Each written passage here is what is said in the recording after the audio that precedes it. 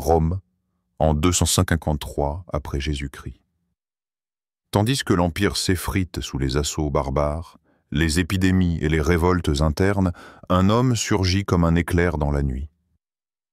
Publius Licinius, Valerianus, sénateur respecté et général chevronné, est proclamé empereur par ses troupes.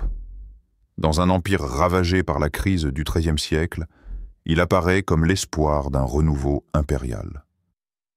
Il a l'âge de l'expérience, la sagesse de la modération et l'aura d'un homme qui a vu mourir trop de camarades pour douter de la fragilité du pouvoir. Et pourtant, Valérien ne sait pas encore que son règne s'achèvera non pas sur un champ de bataille, mais dans l'humiliation et la souffrance la plus impensable qu'un empereur romain ait jamais connue.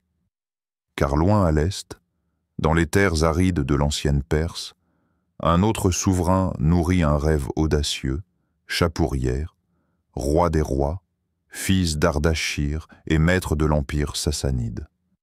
Ambitieux, charismatique et féroce, Shapur ne rêve pas seulement de défendre son territoire. Il rêve d'écraser Rome, de la profaner, de la piétiner et surtout, d'humilier celui qui incarne toute sa gloire. Alors que Valérien renforce les frontières du Rhin et du Danube, les nouvelles du front oriental deviennent de plus en plus inquiétantes.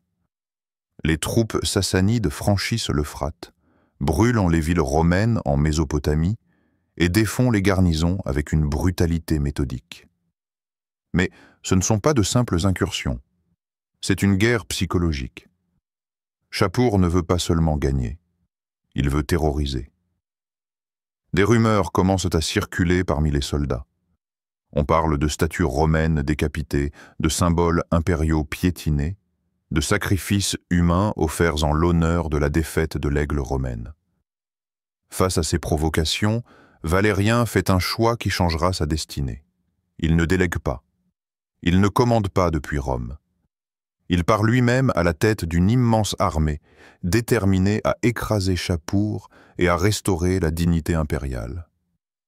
Son fils Galien restera à Rome, prêt à gouverner en son absence. La marche vers l'Est est longue, étouffante, semée d'embuscades et de maladies. Mais Valérien garde le cap. Il traverse Antioche, réorganise les légions, recrute de nouveaux auxiliaires syriens et arméniens, et fixe son quartier général à Édesse, une cité antique située sur la ligne de front. C'est là, dans cette plaine sèche et poussiéreuse, que les deux empires vont se heurter dans un affrontement décisif. L'empereur est confiant. Il a les chiffres, l'expérience, la foi dans la supériorité romaine. Pourtant, dans les yeux des vétérans qui l'entourent, une inquiétude sourde s'installe. Quelque chose cloche. L'air est plus lourd que d'ordinaire. Les augures sont confus. Et surtout, les légions tombent malades. Une épidémie frappe le camp romain comme un fléau biblique. En quelques semaines, des milliers de soldats succombent. Les cadavres s'entassent. La peur s'infiltre. Pendant ce temps, Shapur approche. Mais il ne se précipite pas. Il encercle. Il observe. Il laisse le fléau faire le travail.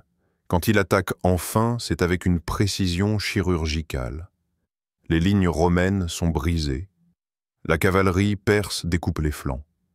Valérien, forcé de se replier, se retrouve piégé dans Édesse, assiégé par un ennemi qui ne veut pas négocier, ou du moins, pas à égalité. L'empereur est acculé. Son armée est décimée. Et là, dans un ultime espoir de sauver ce qu'il reste, il commet l'impensable. Il accepte une invitation de pourparler, en personne. L'histoire, à ce moment précis, change de cap. Car cet homme qui dirigea Rome, qui ordonna aux provinces, qui mania l'épée et les lois, va passer la frontière entre deux mondes, celui des rois et celui des trophées humains. Ce qu'il ignore, c'est que Shapur ne veut pas un traité. Il veut un symbole. Il veut que le monde entier voie ce que signifie défier la Perse. Et pour cela, Valérien va payer cher, très cher. Le soleil écrasait la cité d'Édesse de sa chaleur implacable, et la poussière, soulevée par les chevaux sassanides, formait un nuage funeste autour des murailles assiégées. L'empereur Valérien, prisonnier dans sa propre forteresse, fixait l'horizon d'un regard durci par la fièvre et l'humiliation. Ses légions n'étaient nées plus que l'ombre d'elles-mêmes. Les rangs, jadis serrés et redoutables, étaient désormais clairsemés par la maladie, la fatigue et le désespoir. La peste, ou peut-être une forme virulente de dysenterie, ravageait les troupes depuis des semaines. Les latrines débordaient, les corps s'amoncelaient, et les prêtres murmurèrent que les dieux avaient tourné le dos à Rome. Pourtant, Valérien s'obstinait. Il refusait de fuir. Lui, l'homme d'honneur, croyait encore qu'il pouvait négocier, sauver ce qui pouvait l'être, et peut-être même renverser la vapeur. Mais à quelques kilomètres de là, dans une tente dressée comme un trône en plein désert, Chapour-Ier souriait. Il avait tout prévu. Il connaissait la faiblesse de son ennemi, la vanité romaine, le besoin d'ordre, l'illusion du contrôle. Chapur ne voulait pas simplement une victoire militaire. Il voulait une démonstration. Alors il fit transmettre un message à Valérien. Une proposition de pourparler, en personne dans son camp, sous la protection des dieux. Valérien, acculé, accepta. Certains de ses généraux l'en supplièrent. « N'y allez pas, c'est un piège, un affront à la dignité impériale. » Mais l'empereur leur opposa son devoir. Comment pourrait-il demander à ces hommes de mourir pour Rome s'il n'était pas prêt, lui aussi, à risquer sa vie pour la paix? Il revêtit son manteau pourpre, fit seller son cheval et traversa les lignes, entouré de quelques officiers et d'un cortège réduit. À l'entrée du camp sassanide, il fut reçu avec les honneurs, mais ses gardes furent arrêtés. Lui seul fut autorisé à entrer. Là, sous le regard narquois des nobles persés, Valérien fut conduit devant le trône de Chapur. L'empereur perse l'accueillit avec un rictus glacial. Les historiens ne savent pas ce qui fut dit à cet instant. Aucune chronique ne rapporte les mots exacts échangés. Mais tous s'accordent sur ce qui suivit. Valérien fut saisi, désarmé, et jeté à genoux comme un vulgaire criminel. L'empereur de Rome venait d'être capturé vivant. Un événement sans précédent dans toute l'histoire de l'Empire. Pendant que la nouvelle se répandait comme un éclair de la Mésopotamie jusqu'à Rome, Valérien, lui, fut dépouillé de ses insignes, humilié devant toute la cour perse. Chapur avait obtenu ce qu'il désirait, un trophée vivant, une prise de guerre qui surpassait toutes les victoires précédentes. Il n'allait pas tuer Valérien tout de suite. Non. Ce serait trop simple, trop rapide. Chapur voulait faire de lui un symbole. Un homme que l'on exposerait, que l'on piétinerait, que l'on soumettrait à des rituels d'humiliation si profondément codifiés que chaque geste deviendrait un message politique. Dans les jours qui suivirent, Valérien fut enchaîné, mais pas dans une cellule sombre. Il fut placé dans une cage dorée, visible de tous, exposé sur la route menant à Ctésiphon, la capitale perse. Chaque dignitaire étranger, chaque marchand, chaque pèlerin passant par là pouvait voir de ses propres yeux. Voici l'homme que Rome appelait seigneur du monde, réduit à l'état de bête de foire. Et pourtant, Valérien ne criait pas. Il ne pleurait pas. Il se taisait. Les chroniqueurs perses diront plus tard qu'il gardait une étrange dignité dans le malheur, ce qui irrita Chapur plus encore que la gloire passée de Rome. Mais ce n'était que le début. Chapur donna des ordres. Chaque fois qu'il monterait à cheval, Valérien devrait s'agenouiller pour lui servir d'escabeau. Le souverain de l'Orient marcherait littéralement sur l'Occident. À chaque réception, on forçait Valérien à se prosterner encore, à porter les plats comme un serviteur, à nettoyer les pieds du roi de Perse avec ses propres mains. L'empereur, désormais, n'était plus qu'un objet de moquerie, un instrument vivant d'humiliation, et à Rome, c'était le silence. Le Sénat, paralysé, refusa d'officialiser la nouvelle. Galien, le fils de Valérien, fit tout pour étouffer l'affaire. On parlait de retrait stratégique, de négociations en cours, mais la vérité était trop terrible pour être dite à voix haute. L'Empire était décapité, et le monde venait de basculer. Dans l'histoire longue et sanglante de Rome, les empereurs ont été assassinés, empoisonnés, poignardés par leurs gardes ou trahis par leurs fils. Mais jamais, au grand jamais, un empereur en exercice n'avait été fait prisonnier par un roi étranger. Valérien était le premier. Et ce que Chapurier allait faire de lui dépassait l'imaginable. Depuis son palais de Ctésiphon, capitale resplendissante du monde sassanide, Shapur transformait Valérien en symbole vivant de la domination perse. Chaque jour, l'empereur romain devait se présenter dans la cour du roi, les genoux ensanglantés, la tête baissée, soumis au rire et au crachat. Il ne restait plus rien de l'homme qui commandait des armées, écrivait des édits impériaux, inspirait la crainte aux frontières du Danube. Il n'était plus qu'un trophée, une bête de cirque offerte à la foule, avide de vengeance contre l'arrogance de Rome. Les rumeurs de son sort traversèrent les déserts, les montagnes, les cités. À Palmyre, à Antioche, à Alexandrie, des marchands murmurèrent que Valérien servait désormais de marchepied au roi Shapur. Littéralement. Que chaque fois que le roi montait à cheval, Valérien était jeté à terre, obligé de courber le dos, pour qu'on appuie sur lui comme sur une pierre de seuil. Et cela, plusieurs fois par jour. Des artistes perses furent même chargés de représenter la scène sur des bas-reliefs monumentaux. À Nakhch et Rostam, une fresque de pierre montrait un homme barbu à genoux, enchaîné, devant Shapur, triomphant à cheval. Ce n'est pas une allégorie. C'est une photographie éternelle, sculptée dans la roche, de l'humiliation de Rome. Mais Shapur ne se contentait pas de le maltraiter. Il allait plus loin. Il soumettait Valérien à des rituels religieux, païens et obscènes, selon les Romains, où il devait assister nu, les pieds entravés, aux cérémonies zoroastriennes, comme s'il avait été converti de force. Valérien, cependant, ne mourait pas. Shapur veillait à ce qu'il reste en vie. On le soignait juste assez pour qu'il ne succombe pas aux blessures. On lui donnait à boire, mais rarement à manger.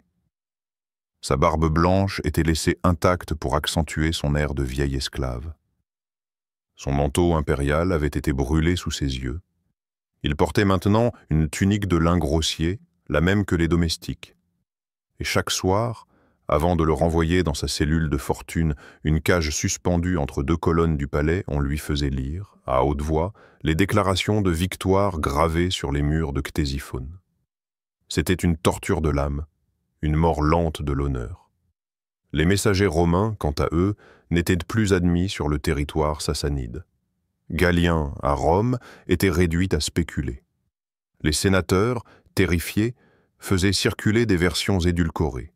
Valérien serait en négociation, retenu en tant qu'invité royal. Mais dans le cœur du peuple, une certitude glaçante s'installait. Leur empereur était devenu esclave. Les prisonniers de guerre capturés avec lui racontaient que Valérien avait changé, qu'il ne parlait presque plus, qu'il fixait l'horizon, les yeux vides, comme s'il contemplait une Rome qui n'existait plus que dans ses souvenirs. Certains disent qu'il écrivait encore, sur des fragments de tissu ou d'os, des lettres qu'il confiait aux oiseaux. D'autres affirment qu'il s'adressait en secret aux dieux, espérant une délivrance surnaturelle. Mais les dieux, eux aussi, semblaient s'être détournés. Chaque tentative de rébellion dans les provinces orientales était écrasée par les forces de Shapur. Et l'armée romaine, orpheline de son chef, se morcelait, se disputait le commandement, perdait foi en elle-même. Pendant ce temps, à Ctésiphon, les banquets continuaient. Shapur faisait boire ses courtisans dans des coupes d'or, racontait avec emphase comment l'empereur du monde occidental s'agenouillait à ses pieds. Et Valérien, enchaîné à quelques pas, n'avait d'autre choix que d'écouter. Mais l'histoire n'allait pas s'arrêter là. Car ce que Shapur réservait à Valérien dépassait l'humiliation. Ce n'était pas seulement le corps qu'il voulait briser, c'était le souvenir même de Rome. Le nom de Valérien allait devenir une légende, mais une légende macabre, gravée non pas dans le marbre des triomphes, mais dans la chair et le sang du supplice. Chaque matin, le soleil se levait sur Ctésiphon avec la même brutalité aveuglante. Et chaque matin, Valérien, l'homme qui avait régné sur l'Empire romain, était tiré hors de sa cage comme un chien. Les chaînes autour de ses poignets couinaient sur les dalles de marbre, alors que 2 gardes perses le traînaient dans la cour du palais. Là, devant une assemblée triée sur le volet de nobles, de généraux et d'ambassadeurs étrangers, le rituel quotidien de l'humiliation pouvait commencer. Chapourière, vêtu de soie et couvert de pierres précieuses, sortait de ses appartements en grande pompe. Et sans dire un mot, il s'approchait de Valérien, qui devait s'agenouiller, courber le dos et tendre l'échine. C'était sur ce corps brisé que le roi montait à cheval, chaque jour, comme s'il montait sur un marchepied vivant. Cette scène, répétée inlassablement, n'était pas seulement destinée à rabaisser Valérien. Elle était pensée comme un message politique d'une efficacité terrifiante. Voici ce que nous faisons aux dieux vivants de l'Occident. À Rome, les statues de Valérien trônaient toujours dans les forums, dans les temples, dans les salles du Sénat. Mais à l'Est, c'est son corps même qui servait d'inscription vivante. Son dos, meurtri, devenait parchemin. Son silence, une forme de capitulation. La noblesse perse ne cachait plus son mépris.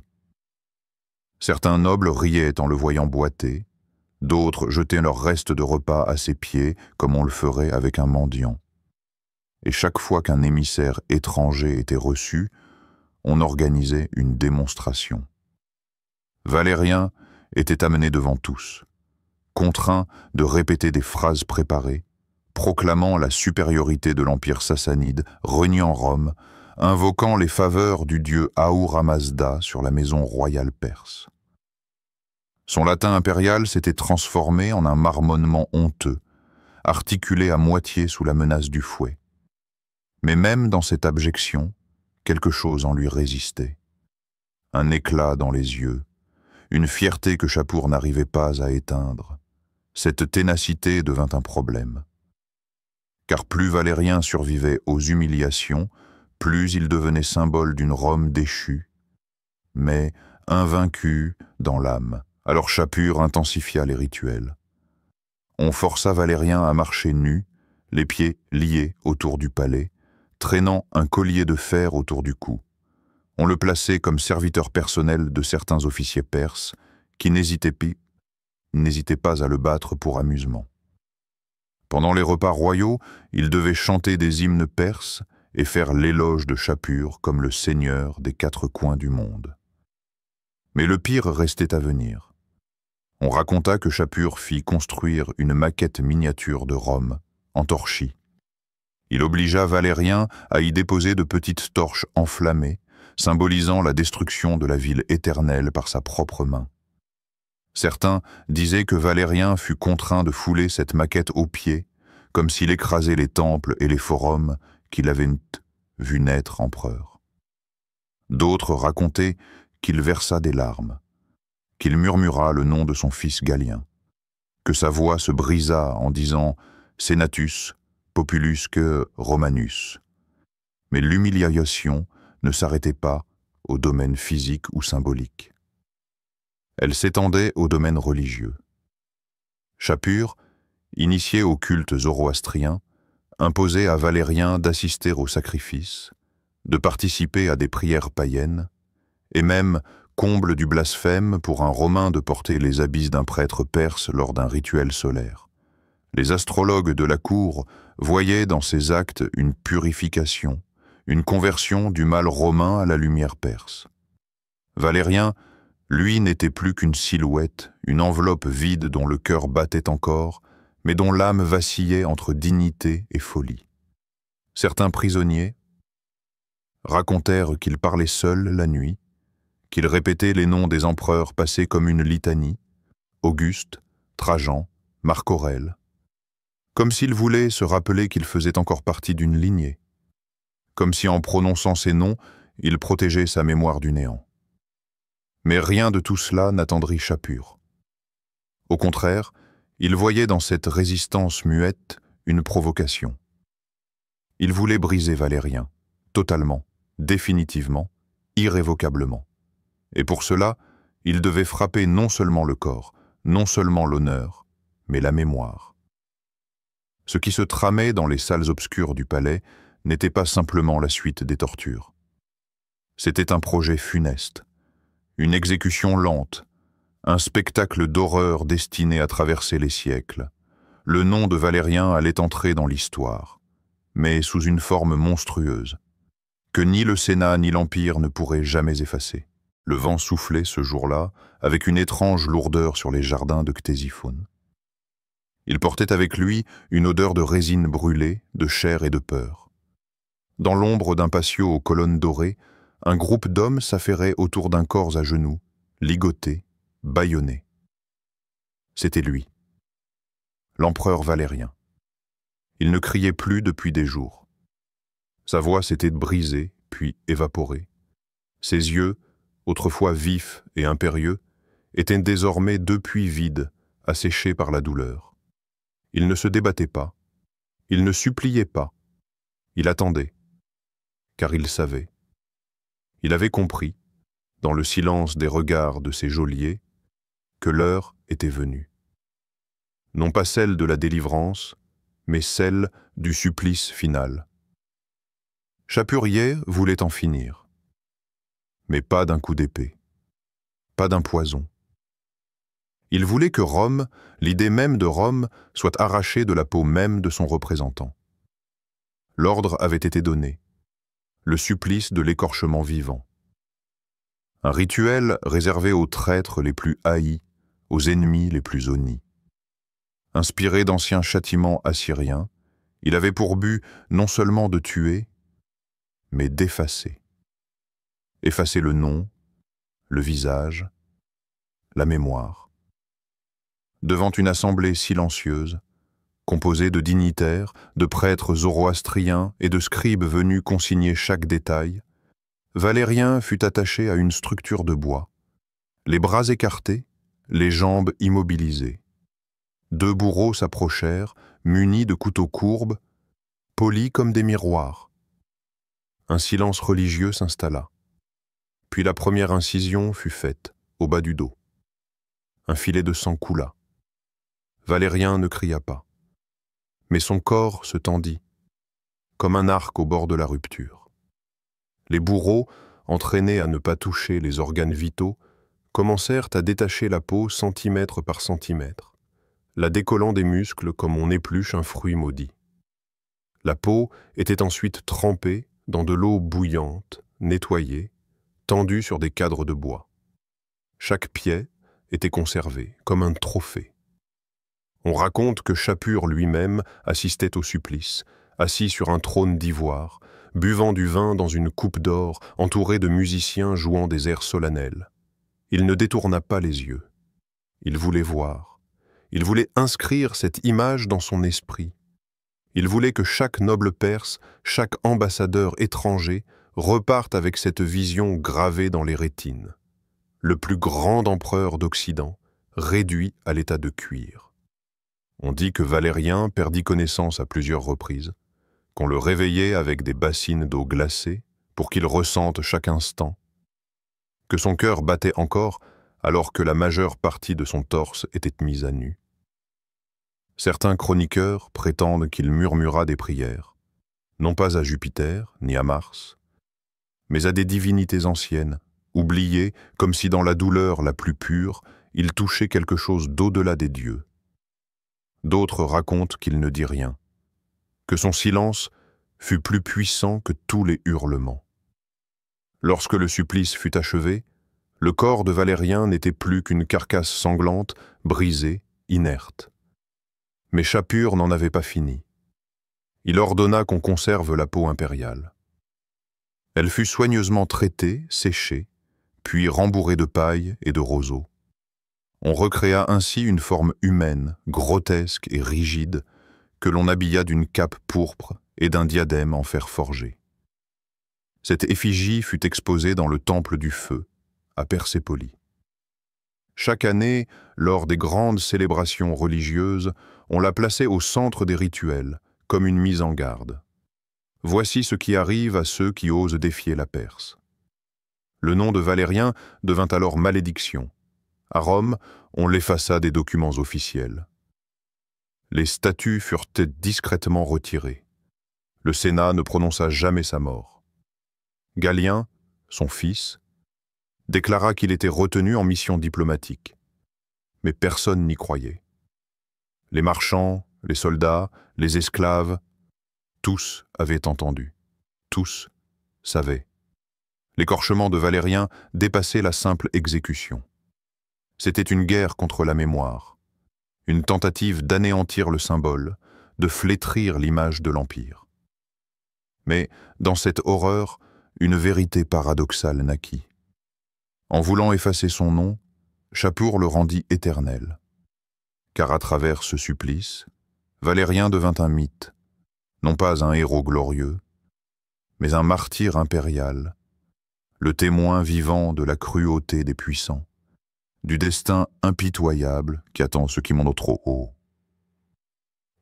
Quand le corps de Valérien, ou plutôt ce qu'il en restait, fut transformé en une silhouette de cuir bourré de paille, l'Empire romain entra dans une nouvelle ère, celle du silence, celle de la honte.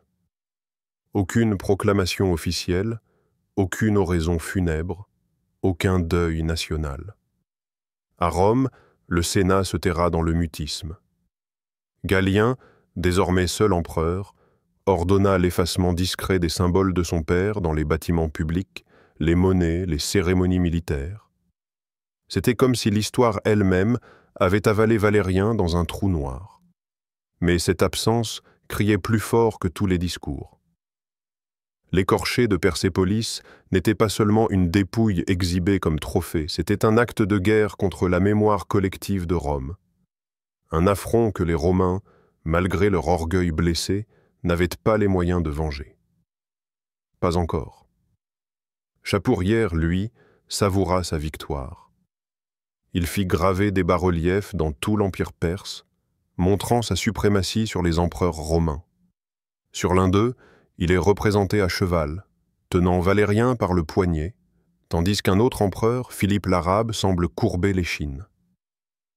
Il transforma une victoire militaire en œuvre de propagande. Valérien devint un personnage de pierre, figé dans l'humiliation pour l'éternité. Et pourtant, ce que Schapur ne pouvait pas prévoir, c'est que l'horreur de cet acte allait le dépasser. Car plus le supplice était répété, commenté, caricaturé, plus il fascina. Même parmi ses ennemis, Valérien devint figure d'une tragédie impériale. Il incarna la chute de l'orgueil, mais aussi la force de l'endurance, la grandeur brisée d'un empire refusant de mourir. Dans les provinces orientales de Rome, la rumeur du martyre de l'empereur circulait de bouche à oreille. Des légionnaires chuchotaient son nom autour des feux de camp comme un avertissement divin. Les premiers chrétiens, eux, y virent un signe céleste. Lactance, un auteur chrétien du IVe siècle, décrivit la mort de Valérien comme une punition de Dieu pour ses persécutions contre les fidèles. Il exagéra les détails, ajoutant des visions, des prodiges, et transformant l'histoire en légende édifiante. Le supplice devint un outil théologique. Et Valérien, malgré lui, fut intégré dans la lignée des rois maudits, de ceux que le ciel juge et abaisse. Mais au-delà des interprétations religieuses, ce supplice fut aussi une arme diplomatique. Pendant des années, aucun empereur romain n'osa mener campagne directe contre les Sassanides. L'image de Valérien, agenouillé, l'échine lacérée, hanta les tentes stratégiques des généraux. Les ambassades perses n'hésitaient pas à rappeler le destin de l'illustre captif à chaque négociation. Le cuir de Valérien, tendu comme une peau de tambour sur un cadre de bronze, devint symbole vivant dans les palais de l'Est. Certains racontaient qu'on le faisait défiler lors des fêtes royales, accompagné de chants triomphants et de danses rituelles. D'autres disaient qu'on le gardait dans un sanctuaire secret, accessible uniquement à l'élite où il trônait comme une relique impie. Et pendant ce temps, Rome essayait de recoller les morceaux. Galien réforma l'armée, combattit les usurpateurs, repoussa les barbares. Mais jamais il ne chercha à récupérer les restes de son père. Était-ce par peur, par honte, ou simplement parce qu'il savait que rien ne pourrait réparer cette blessure? Dans les décennies suivantes, des auteurs comme Eutrope ou Aurelius Victor mentionnèrent brièvement Valérien, sans entrer dans les détails. Le nom flottait comme un fantôme, sans tombe, sans mausolée, sans épitaphe. Même son lieu de naissance finit par être oublié. Ce silence était une deuxième mort, plus lente, plus perverse. Car être oublié, pour un empereur, c'est pire que l'écorchement. Et pourtant, Valérien subsistait. Dans les récits des marchands, dans les murmures des soldats, dans les prières des fidèles. Il était devenu une figure mythique, une parabole de la chute. Et plus Shapur tentait de le réduire à un trophée, plus il l'élevait au rang de symbole universel. Il représentait l'échec des puissants, la vulnérabilité des empires, la fragilité du corps sous les ors de la couronne. Il incarnait cette vérité brute, qu'aucun trône, aussi solide soit-il, ne résiste à l'usure du temps et de la vengeance. Et dans le silence glacial des archives, entre deux lignes effacées par les scribes romains, Valérien attendait. Car même écorché, même effacé, il savait que l'histoire finirait par rouvrir le livre et regarder en face ce qu'on avait voulu cacher. Valérien a-t-il réellement été écorché vif? A-t-il vraiment servi de marchepied au roi Shapur l'huillier? Son cuir à thé, il était bourré de paille pour devenir un trophée exposé dans un temple. Depuis 17 siècles, les historiens, les théologiens et les artistes s'interrogent sur la frontière brumeuse entre vérité historique et mythe politique. Car ce que nous savons du destin de Valérien vient surtout de sources ennemies, de récits partiaux, de traditions manipulées par les propagandes de deux empires en guerre. Et pourtant, les détails sont si nombreux, les témoins si variés, les images si fortes, qu'on peine à les considérer comme simples inventions. Le premier à décrire le supplice de Valérien fut Lactance, un auteur chrétien du XVe siècle.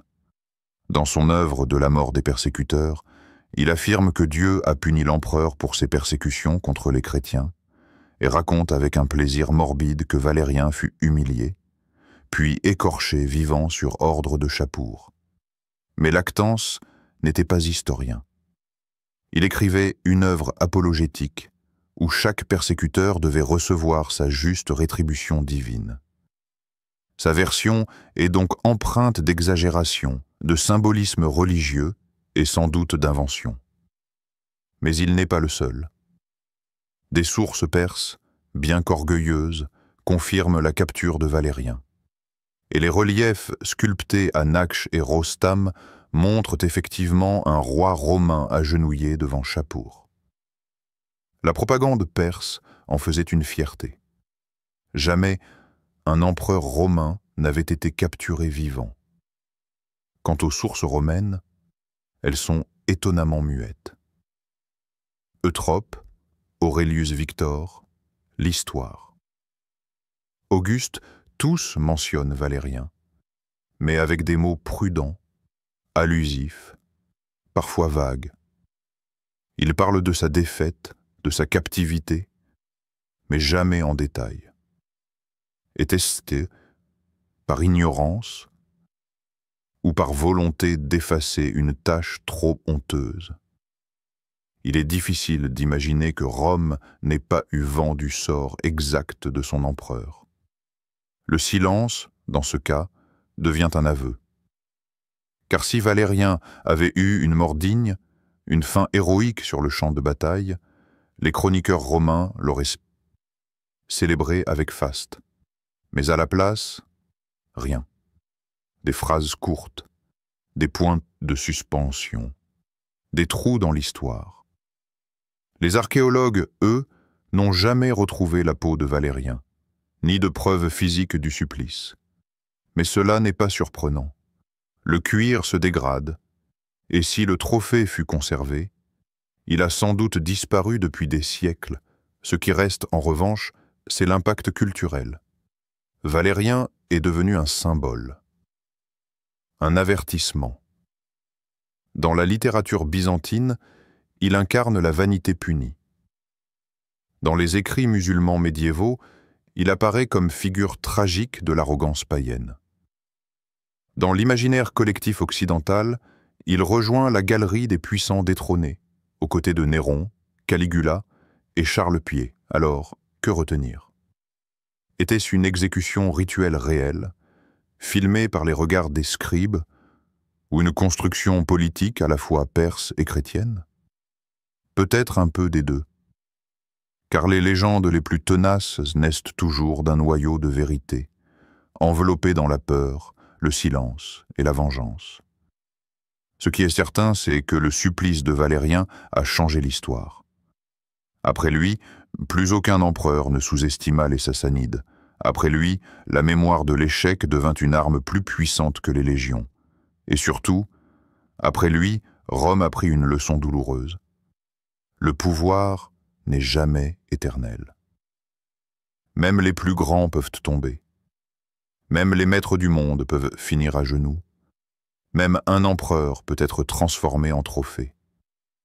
L'image de Valérien, écorché, silencieux, traversant les siècles sans sépulture, est peut-être la plus cruelle, mais aussi la plus humaine de toutes les images impériales.